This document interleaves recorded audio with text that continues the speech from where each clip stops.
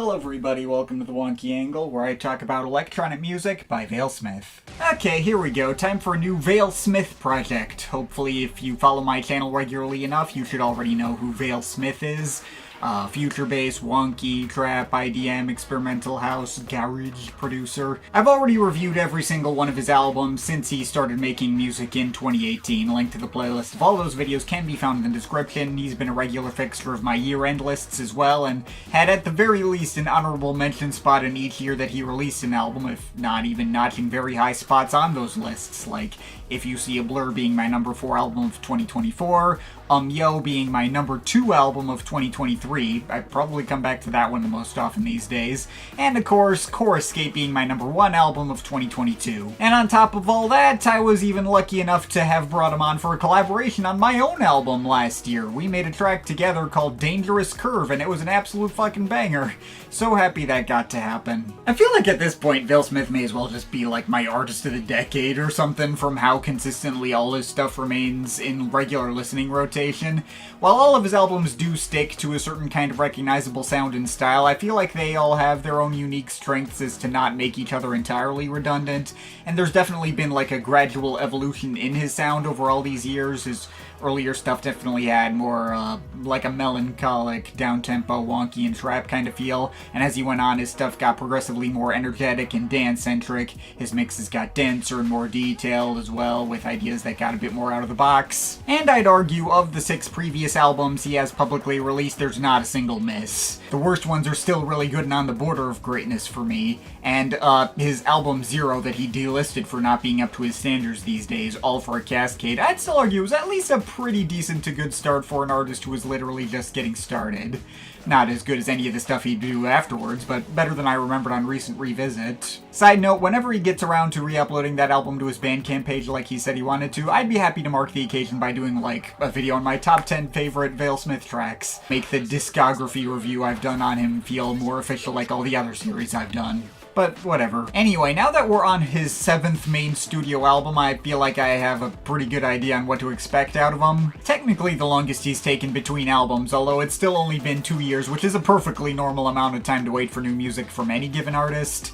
The fact that his turnaround time was so quick in the first half of this decade was much more crazy, but I digress. Now, while he did put a lot of hype into the various Beekeeper-related teasers for this album, he also made it clear in those teasers that this album probably wasn't going to be too far afield of what you typically expect from him. He'd apparently tried doing something more elaborate and out of the box, but found that he wasn't having as much fun making it, and thus that album got scrapped, and he reshifted his focus over to just the kind of thing he actually had more fun making, which took the form of more accessible and immediate banger-type material with a particularly lighthearted and goofy tone to everything. He also advertised the album as his attempt to make his stuff more intentionally annoying, i.e. zanier and more over-the-top. While there is maybe a small part of me who kinda wishes I could get to hear what kind of album could have been had he not scrapped the idea for it halfway through, especially considering I think he mentioned offhand that he had at least one track that went on for like 9 minutes, which sounds like it'd absolutely be my shit. At the same time, if going in that direction came at the direct expense of him actually having fun making music, then yeah, fair enough, that probably wouldn't be worth it. The last thing I want is for an artist to go out of their way making stuff to please my tastes in particular rather than following what they actually want to make and what they're passionate about. Pleasing yourself and having fun should be the primary reason for making music, and the world wouldn't be nearly as interesting if everyone was just trying to appeal to my tastes anyway. I also don't want to get greedy either. There's only so many times one artist is capable of like totally blowing my mind and or changing my preconceptions of them in the way that Choruscape did back in the day. With as many hitters as he's already delivered, there's no active need to reinvent the wheel at this point. If he's just having fun, then that's all that really matters. So yeah, I just went into this album expecting a bunch of Vale-Smith bangers, nothing more and nothing less, and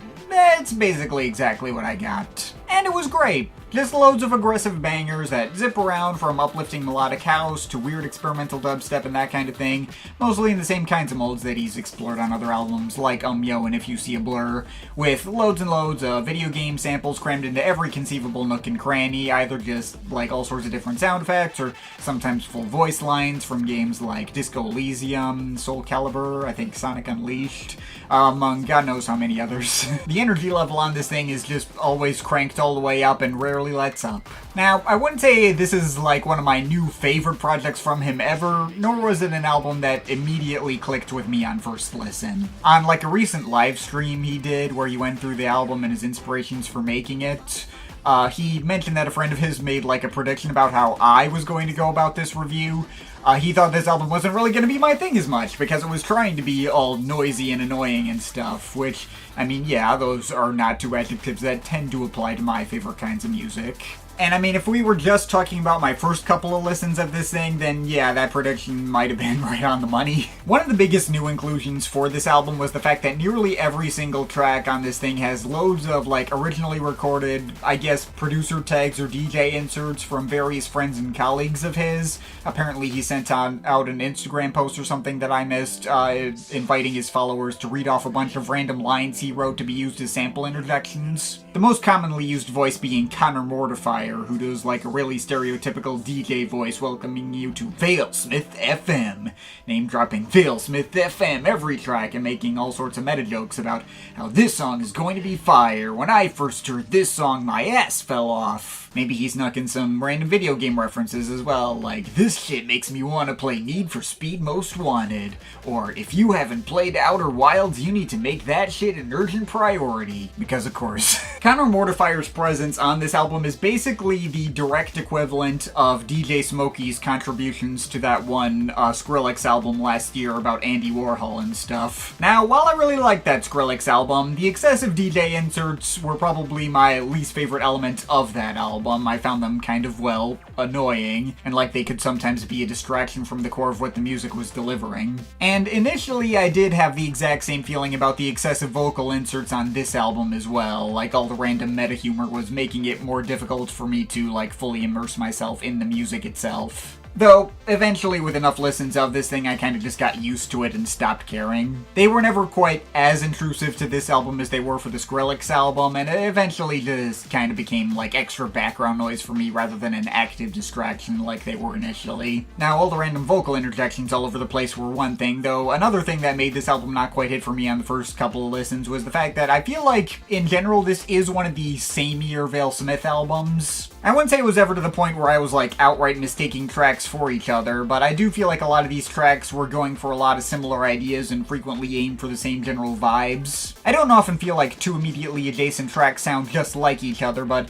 it does frequently feel like we're trading off between two sides of like the more serene melodic material and the darker experimental material in the way that keeps feeling like they're echoing themselves. And this kind of goes for a lot of the melodies too, although to be fair I feel like that is also just kind of been a thing for most Vale-Smith projects in general. I don't think this is even like a conscious thing on his part, but the guy does have a particular way of like shaping and structuring his melodies and chord progressions, which you can find echoes of through his entire catalog. It's hard to describe in words, but it's an easy thing to recognize. Which in one breath makes it all the easier to tell any Vale-Smith production and recognize it as such from a distance, though it's very often led to my first reaction to many of track of his, like being directly reminded of some other old track he's already done, before the new tunes will eventually settle into my mind as their own thing over time. All this is to say, my first reaction to this album was nearly exactly the same as my first reaction to his old album, Rekindle. Another album that, in my initial review, I liked, but also thought ran together too much for my liking. I felt like a lot of it was retreads of ideas he'd done better before. Which actually makes all the more sense since he's directly gone on record saying this latest album was partially designed to recapture some of the appeal specific to Rekindle. It is worth noting that I have developed like a pretty interesting relationship with Rekindle in the year since that album came out. I mean, the fact that it immediately followed up Chorus Gate only 6 months after that album did it no favors and, like, forced a comparison that I don't think was fair to it. But while I may have been maybe slightly underwhelmed by it upon its initial release, I have found it to be probably the single biggest grower in his catalog. Enough so where I even felt compelled to shout it out in that video I did on 10 more albums I changed my mind on. The thing about Rekindle is that while it doesn't have any one particular individual moment I consider among my very favorites he's ever made, what that album really excels at is the overall flow and sequencing and the way it's structured as a complete whole. Nearly every track on that album felt like it was designed to be a direct continuation of the track that immediately came before it, and it all blends very seamlessly together as if the whole album could just be one steadily evolving 45-minute track. I feel like you can't even change the order of those tracks in any way without negatively affecting the album. In my opinion, it's still quite handily the best flowing and best sequenced of all his albums, and while I obviously still think Chorus Gate, Umyo, and If You See a Blur all have much higher high points and more of them, Rekindle did find its own unique appeal for me that ended up sticking with me in its own separate way years after the fact, and it's an appeal that later albums haven't even really tried to recapture. Until now, I guess. This latest album is in fact probably the closest another album of his has to recapturing that specific appeal Rekindle has for me, of just kind of getting in a flow state and letting the ideas bounce off each other as if the track boundaries don't even really matter that much. It does run together a lot, but in such a way that feels at least partially by design. Now, I wouldn't say the actual sequencing of the tracks is as key to getting it to work in that way as it is to Rekindle. That's an album where I feel like those tracks have to play in their original intended order to get the best effect, where this one I feel like you could just put the entire album on shuffle and it would hit almost the exact same way. Which, to be fair, I think is actually more of a common thing for Vale-Smith albums. Like, the way a lot of his tracks start and end in hard cuts makes it very easy to switch around the sequencing if you like most of the time. That's how Chorus Gate managed to survive an error when it was uploaded to streaming services that slightly scrambled around the original track order, and yet it still worked perfectly enough where he could just run with it as if it was always intended that way. Rekindle is more of the exception to that rule. Point is, electronic music is an album that for the most part I'd kind of just get into a particular headspace and let it run without thinking about it. It's not an album that's ever gonna throw any, like, jarring track boundaries at me because all the tracks are already kinda interrupting themselves all the time at a certain rhythm anyway, and the pacing just kinda ceases to matter. At some point, it just became the kind of album that acts as, like, a general chaotic feel-good vibe that requires basically no brain usage out of me at all. So, with all that out of the way, it's finally time to talk about individual tracks on this thing. So after a quick 1-minute intro with all the Vale-Smith FM tags semi-ironically hyping up the experience you're about to get into by promising that listening to it will make you be able to recite 95 digits of pi and meet God. And then there's like some random Erasure music pot shots that I appreciate as well. But then the album actually starts with Perfect 25, a track that kind of feels like a second intro after the first intro, although it's definitely more of an actual song. Just a really short and kind of unassuming one that has all these light and pleasant pianos going up next to some kind of soul sample sounding chops. Got a nice little melody that on first listen bounced off me without really leaving any particular impression, but definitely grew on me a lot the more times I put it on. I don't know why, but I feel like there's some kind of vague Motown-y flavor to the way that melody goes I think is kind of neat. It became one of the more memorable tunes on display here. Now, the point at which the album really felt like it got going for me was A Legendary Ocean, the second of the two pre-album singles. I've heard many a Vale-Smith track that sounds like this one before. Stuff like In My Real Time and parts of Full Moon Above the Abacus come to mind, I guess. But it still gets together a really nice, laid-back and uplifting tune out of it that goes in a bunch of interesting places, mostly built around a breezy hip-hop break, going up next to lots of light and blissful guitars and synth builds, though there are some cool vocal chops too, some neat twists in the underlying chord progression and bass line, especially the bit right after Connor says, "It's time to hit Cloud 9." That really hit nicely for me. And of course, I gotta give special mention to that sick-as-hell drum and bass outro. That went hard as fuck.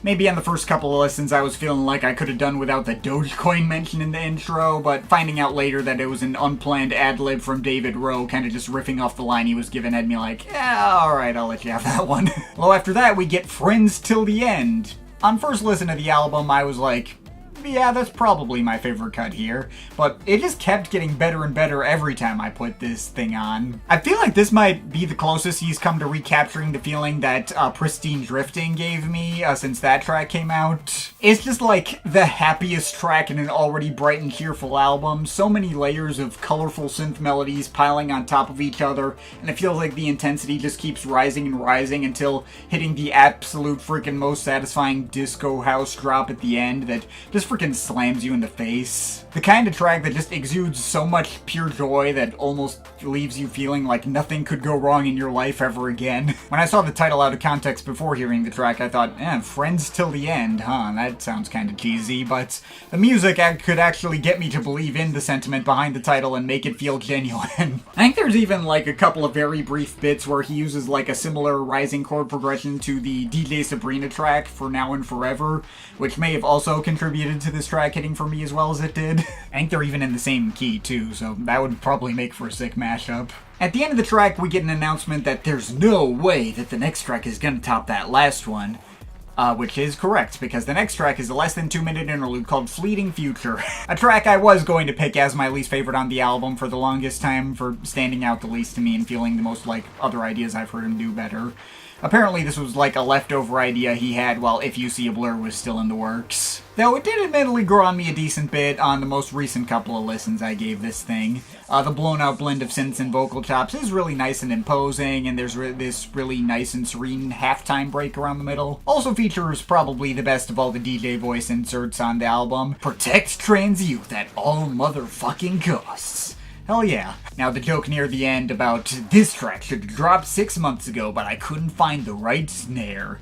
That admittedly hit a certain way for me, as someone who took over 4 years to make his last album and hasn't made any new music at all since that album dropped. I mean, yeah, you can joke about how you take a long time to make stuff now, but you're still going at a pace that a lot of artists would envy. But whatever. Anyway, that track immediately gets cut off by the following track, Doom Jazz, the album's craziest and most experimental moment. The first minute or so is just undulating bass and white noise falling over each other in like a dubstep-ish breakdown, with some of the vocal chops from the previous tracks struggling to peek out through all the noise. Then it turns into like a dark and bassy trap and future bass banger. Then there's a bit with this kind of like avalanche-y kid choir sample, and another bit where he samples the dialogue noise of Fi from The Legend of Zelda Skyward Sword, and it just sounds totally natural in the mix, as if it were just another synth texture or vocal chop. And then it ends in some menacing piano and synth progressions with an announcement at the end saying, "If you support Israel, stop listening to this song right the fuck now." And I was like,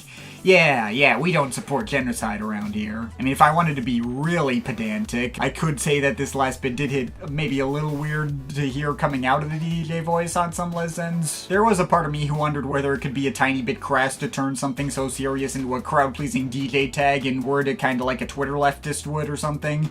Like, genocide is bad, like and subscribe if you agree. But, this is not really that big a criticism. I do agree with the sentiment he intended to get across, and I am obviously not immune to doing the exact same kind of thing myself, as someone who once made a loosely anti-cop track inspired by the George Floyd protests. I also had no problem at all, like, 5 tracks later on the album, when the exact same sentiment was reworded to the more common slogan of Free Palestine, to further drive the point home. It's just like small little nods to the socio-political causes he believes in at the end of the day, and I do appreciate lines like those being on the album. And Doom Jazz was still one of my favorite tracks on the album either way. Anyway, next we get into another one of my big favorite tracks on the album, Mesmer.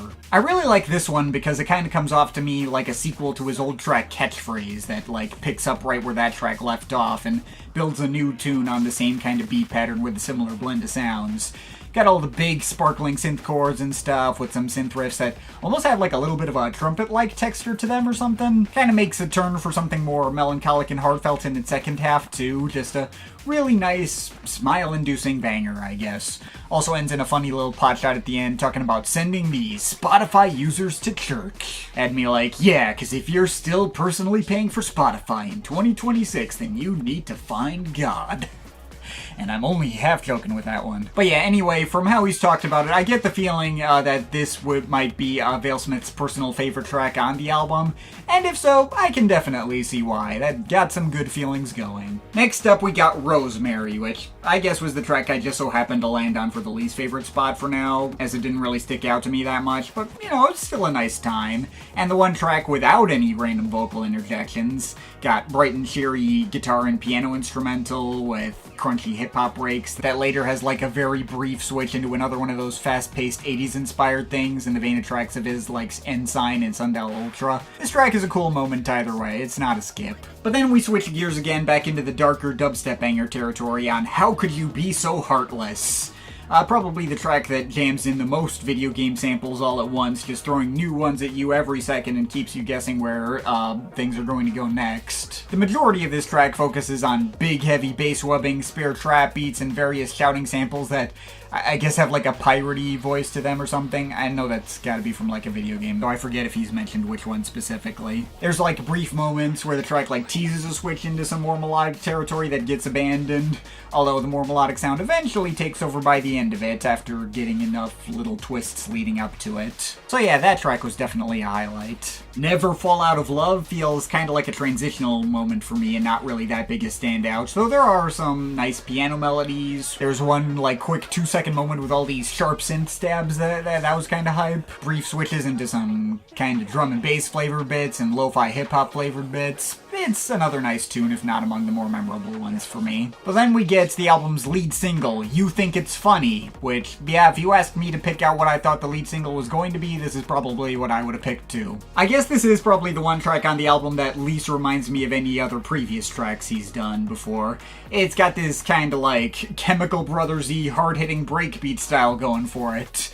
And it's another one of those tunes that starts kind of dark and heavy with all the thick buzzing bass and sparse synth chords, but slowly picks up more and more of a dreamlike tune as it goes along, and never lets up on the energy level, just banging beats all the way through, and it absolutely slaps. Everything Scares Me is another kind of like weirder, darker moment for the album. I kind of like the intro meandering through all the weird foreboding bass textures in the beginning, though then it changes into like a more traditional trap banger sort of thing, which is kind of fun in a similar way to some of like his earlier period productions, albeit with a lot more sound effects piled on top this time. The sound of it does contrast with the tone of the rest of the project though, in a way that allows it to stand out well enough, although it never struck me as like a major favorite outside of that. Then there's Starcrossing, the longest track at just under 5 minutes.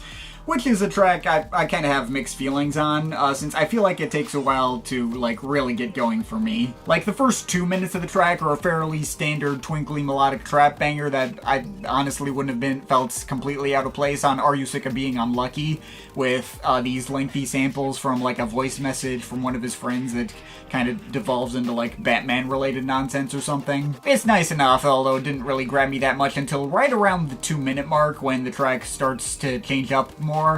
First there's all these neat little marimba melodies. I always like me some marimbas. And then there's a new tune introduced from a processed vocal sample cut out of the Subi Club track, You're Serious, Aren't You?, which I think literally just came out this past April. I have only like loosely previewed through the Trinket album and haven't actually sat down with it in full, though from the bits I have heard I can see exactly how they resonated as strongly with Vale-Smith's tastes as they did.